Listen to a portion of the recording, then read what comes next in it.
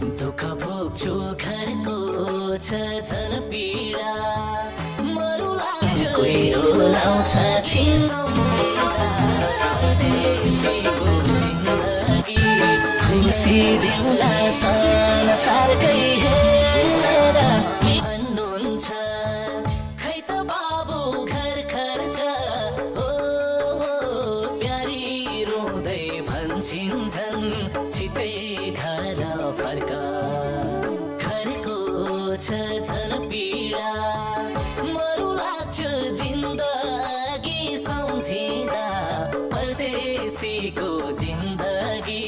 खै कसरी गर्छ बुबा आमा